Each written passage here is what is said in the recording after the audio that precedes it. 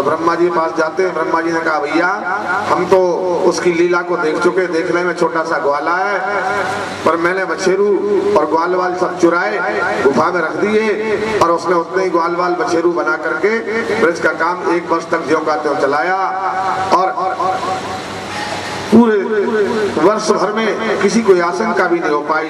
मैं तो जाकर के उनके चरणों में गिरा था, क्षमा मांगी, इसलिए कोई उपाय नहीं है, वो दयालु है। इंद्र तुमने गलती तो बहुत कर दी, पर जाकर के तुम श्री कृष्णचंद्र आनंद कंद से क्षमा मांगो इस तरह से। और ब्रह्मा जी की बात मान करके देवराज इंद्र कामधेनु गौ ऐरावत हाथी देवताओं को साथ लेकर के भगवान से क्षमा मांगने के लिए श्री धाम वृंदावन में आता है। मेघ पानी बरसाना बंद कर चुके थे, इसलिए वृंदासियों से कन्हैया ने कहा सब बाहर निकलो बड़े प्रेम के साथ। देवराज इंद्र आता है, चरणों में अपना मुकुट रख के प्रणाम करता है, कहता है हे कृपा सिंधु प्रभु क्षमा करो, हे कृपा सिंधु प्रभु क्षमा करो, अरे हुई भारी भूल हमारी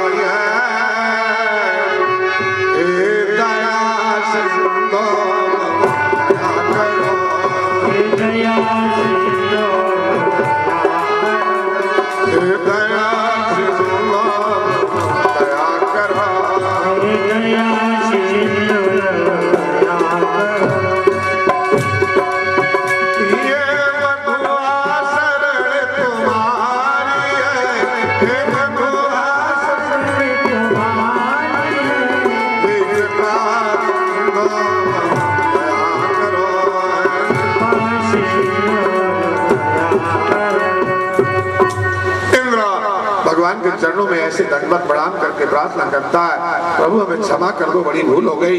इंद्र को चरणों में पड़ा देखकर, प्रार्थना करते हुए देखकर भगवान बड़े कृपालु हैं, इंद्र को क्षमा कर दिया।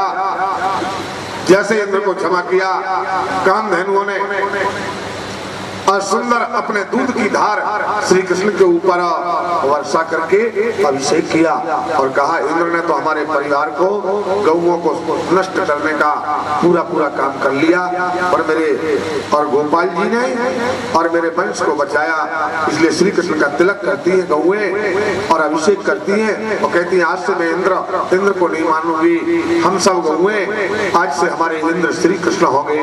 आज से गौओं ने अपनी दूध की बूंदें चढ़ा करके, धारें चढ़ा करके अभिषेक किया, इसलिए आज से श्री कृष्ण का एक नया नाम तैयार हुआ, गोविंद। गौ ने अपनी दूध से अभिषेक किया, इसलिए इनका नाम आज से गोविंद हो गया।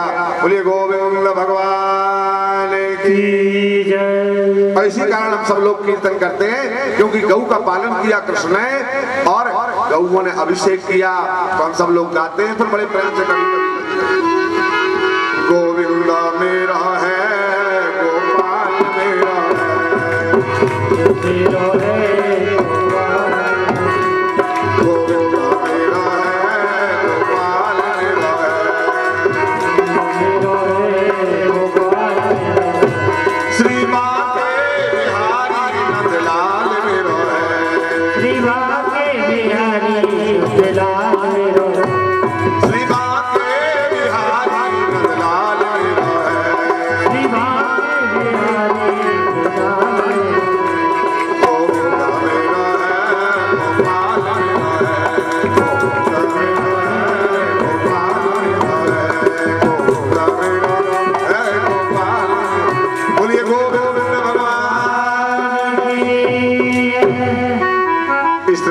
रक्षा की और देवराज इंद्र का अभिमान चूर किया और ब्रजवासियों को पर्यावरण सुरक्षा का एक नया रास्ता श्री कृष्ण ने दिखाया है। सज्जनों, इससे आगे अकेले कृष्ण गैया नहीं चराते रहे, गैया चराते हुए अपने सखाओं को कभी कभी उपदेश भी देते हैं। कन्हैया गैया चराते हुए जंगल में है और जब जंगल में गैया चरा रहे हैं तो उस समय पर श्याम सुंदर अपने मित्रों को, अपने सखाओं को बैठा करके और कुछ शिक्षा दे रहे हैं।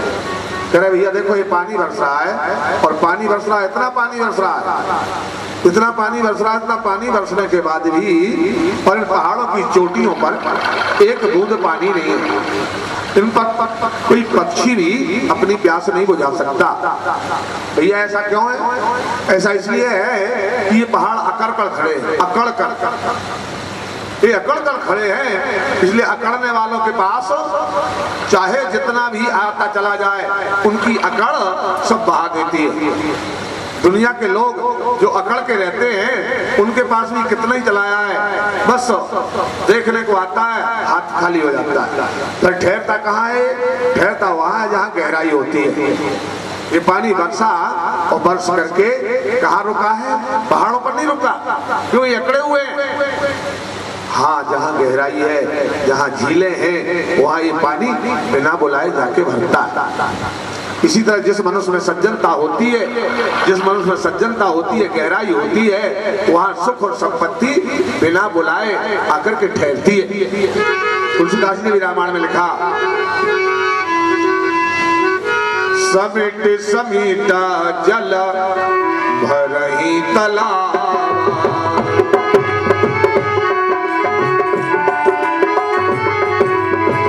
समिट समीटा जल भरही तालाब, समिट समिट जल भरही तालाब, जिम सद्गुण सज्जन महिया।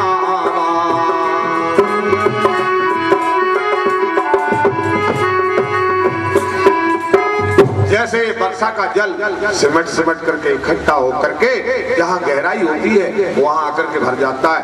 आपूर्यमाणम अचलम प्रतिष्ठम समुद्रमापि प्रवसन्ति सर्वा, समुद्रमापि प्रवसन्ति सर्वा। जैसे ये नदियाँ बह बह करके कहाँ को चली जाती हैं? इतना पानी लेकर के जाती हैं और कहाँ चली जाती हैं? इनके लिए एक ही जगह है जाने के लिए, वो है समुद्र।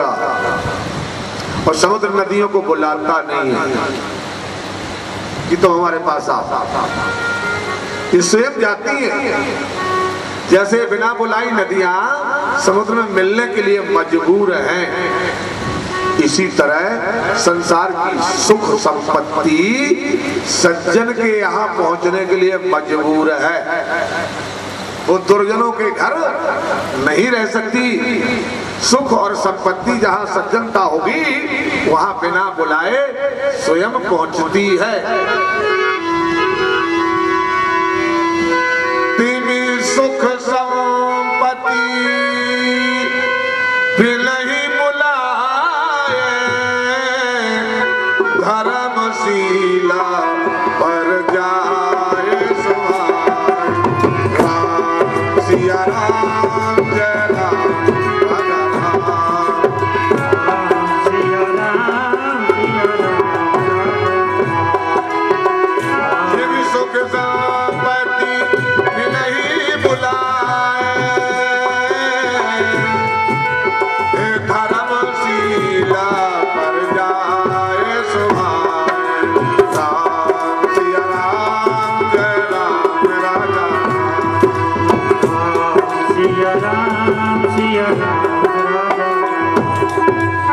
जैसे समुद्र में बिना बुलाई नदियां दौड़ दौड़ के पहुंचती हैं, इसी तरह संसार की सुख संपत्ति धर्मात्मा पुरुष के घर पर, सज्जन पुरुष के घर पर बिना बुलाए जाकर के पहुंचती है। हाँ, कभी कभी ऐसा भी होता है, ये पानी बरसता है, श्री कृष्ण कहते हैं ग्वालों से, भैया ये पानी बरसता है। और जब पानी बरसता है तो इसमें थोड़े से पानी से भी छोटे छोटे नाले ऐसे उबलते हैं जैसे सबसे बड़ी नदी यही है। मर्यादाओं को तोड़ करके ऐसे फैल के बहते हैं, सीमाओं को तोड़ देते हैं, ये तोड़ देते हैं। जैसे थोड़ा सा जल पाकर,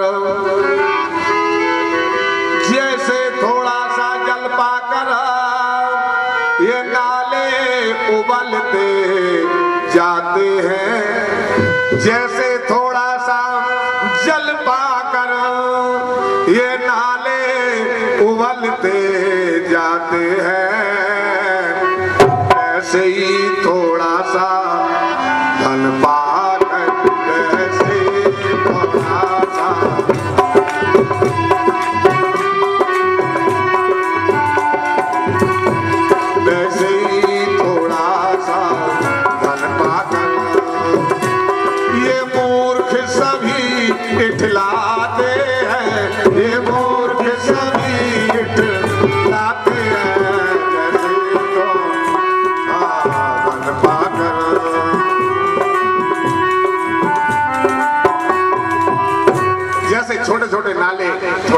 पानी मिल जाता है तो उबल के बहने लगते हैं। ऐसे ही दुनिया के मूर्खों के पास अगर थोड़ा सा धन हो जाए, दुनिया में मूर्खों के पास थोड़ा सा धन हो जाए तो सारी मर्यादाओं को तोड़ करके और उल्टे सीधे काम करने में लग जाते हैं।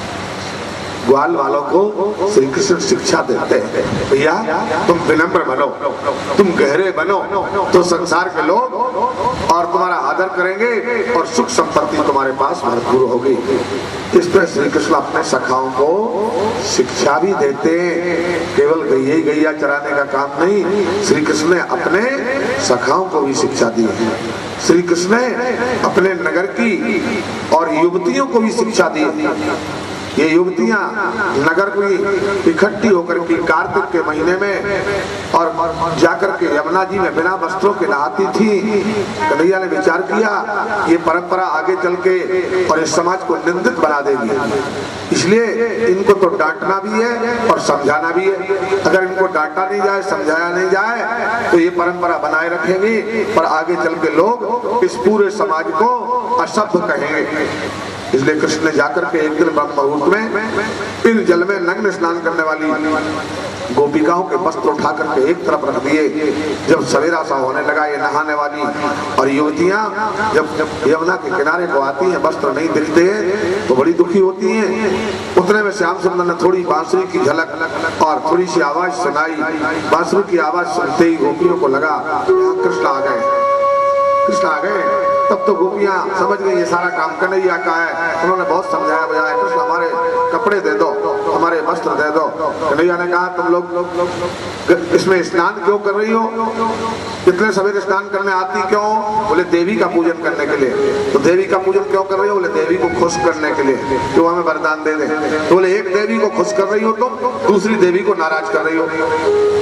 एक देवी को खुश कर रही हो पूजा करके, ये यमुना भी देवी है और इस यमुना में तुम नग्न स्नान कर रही हो, इसलिए दूसरी देवी नाराज हो रही है, तुम्हारी पूजा भंग हो जाएगी, तुम्हें कोई फल नहीं मिलेगा और तुम्हारे वस्त्र हम नहीं देते। अब तो हम ये तुम्हारा काम ब्रजवासियों के समक्ष पेश करेंगे, तुम लोग इतनी गलती करती हो। गोपिकाओं ने निवेदन किया श्री कृष्ण तो हमारे वस्त्रों को दे दो। कन्हैया ने उनकी विनय प्रार्थना सुन करके और वस्त्र देने के पहले कहा पहले तो अपनी गलती को स्वीकार करो, अब ऐसी गलती तो नहीं करोगी। तो गोपिकाएं कहती कैसे स्वीकार करें? बोले दोनों हाथ जोड़ करके पहले क्षमा मांगो यमुना मैया से और सूर्य भगवान से क्षमा मांगो कि अब ऐसी गलती नहीं करेंगे। तब गोपिकाओं ने हाथ जोड़ करके और श्री कृष्ण के कहने पर यमुना जी से और सूर्य भगवान से क्षमा मांगी। तब कृष्ण ने वस्त्र दिए। इस तरह से श्री कृष्ण ने अपने नगर में और आसपास में रहने वाली परंपराओं में जो मर्यादाओं में गड़बड़ी आ रही थी उसको भी ठीक किया। एक कार्य कृष्ण ने बहुत बड़ा किया। यमुना के जल में एक जगह एक कुंड में एक काला नाग रहता था, वो जहर उगलता था, उसके जहर उगले हुए जल को अगर गैया पी लेती थी, मनुष्य पी लेते था तो तुरंत मर जाते थे। श्री कृष्ण ने देखा हमारे नगर के किनारे और ऐसा जहरीला सांप रहे, हमारे क्षेत्र के लोग दुखी हो, तो कन्हैया ने और इस तरह से और एक दिन जाकर के गेंद का खेल रचा करके और यमुना में कूद करके कालिया नाग को नाथा और नाथ करके यमुना के जल से बाहर किया और सदा सदा के लिए यमुना के जल को पवित्र कर दिया और कालिया नाग को यहाँ से हटा करके रमण द्वीप को भेज दिया। बोलिए आनंद कंद श्री कृष्ण चंद्र भगवान की। इसी तरह श्री कृष्ण ने ब्रज की गोपियों के साथ भी और सुंदर रासलीला का कार्य किया है। रासलीला का कार्य भी अति उत्तम किया है। कन्हैया ने कुमार के महीना की पूर्णमासी की रात्रि में जब अच्छी चांदनी छुटक रही थी उस समय सुंदर बांसुरी को बजा करके और आनंद किया और वो जैसे पूर्णमासी की रात्रि में वो बांसुरी बजी, उस बांसुरी की धुन को सुनकर के गोपियां दौड़ी दौड़ी चली आई। गोपियां दौड़ी दौड़ी चली आई। कन्हैया ने उनको आते देख करके कहा तुमने गलत काम किया, रात्रि के समय में अपने घरों को छोड़ करके और इस यमुना तट पर आ गई हो। ये पतिव्रता स्त्रियों का धर्म नहीं है कि वो रात के समय में अकेली अपने घर से जहां चाहे वहां निकल जाए। चलो तुम लोग सब वापस हो जाओ। जहां गोपिकाओं ने कृष्ण की तीखी बात सुनी बड़ा बुरा लगा सबको। कहा कन्हैया तुम्हारी बांसुरी में हमारा नाम लेकर के तुमने बुलाया, उस आवाज को सुन के आए, हम वैसे नहीं आए। कृष्ण ने कहा आपने किसी को नहीं बुलाया, हम तो अपनी मौज में ये बांसुरी बजा रहे। गोपियों ने कहा अरे श्याम सुंदर, तुम्हारी बंसी को सुन करके हम आए, तुम पतिव्रताओं की बात करते हो। कृष्ण तो हमारे एक प्रश्न का उत्तर दे दो, हम सुन करके और वापिस हो जाएंगे। एक गोपी ने कृष्ण से प्रश्न किया, कन्हैया एक स्त्री पतिव्रता थी, वो अपने पति की सेवा पूजा करती थी। धीरे धीरे पति पत्नी घर में रह रहे थे, धन कम पड़ने लगा। पति ने कहा देवी अब धन कम पड़ रहा है, इसलिए परिवार का संचालन कैसे होगा, तो हम धन कमाने के लिए विदेश परदेश जाते हैं, तुम घर पर रहना। कन्हैया उस स्त्री ने कहा आप जा रहे हो तो हम किसकी पूजा करेंगे, पर हमारा पति पर धर्म कैसे निभेगा। पति ने कहा एक उपाय बताते हैं हम तुमको, तो हमारी तस्वीर रख लो, हमारी फोटो रख लो और उसकी पूजा कर लिया करो, तुम्हारा पति पर धर्म निपटा रहेगा। पत्नी ने बात मान ली, वो एक तस्वीर दे करके अपनी फोटो दे करके और धन कमाने के लिए चला गया। ये बड़े प्रेम से उस फोटो की पूजा करती है, तस्वीर की पूजा करती है, अपना पति पर धर्म पालन करती है। अकेली है इसलिए घर में किवाड़ लगाकर पूजा करती है, फिर भोजन करती है। एक दिन की घटना है, श्री कृष्ण ये पूजन की तैयारी करके और आरती करने के लिए दीपक जला करके आरती करने को तैयार हो रही थी। इतने में दरवाजा खटखटाया और आवाज दी, प्रिय मैं आ गया हूँ, दरवाजा खोलो। आवाज इसके कान में गई। अब श्री कृष्ण तुम बताओ, ये स्त्री जो पूजा करने के लिए आरती सजा के बैठ गई, खड़ी हो रही है, ये दरवाजा खोलने को आए कि आरती करे, क्या करना चाहिए इसे? आप लोग भी उत्तर दो, क्या करना चाहिए? आरती करे कि दरवाजा खोलने को दौड़े? विचार करके बुद्धि लगाओ थोड़ी।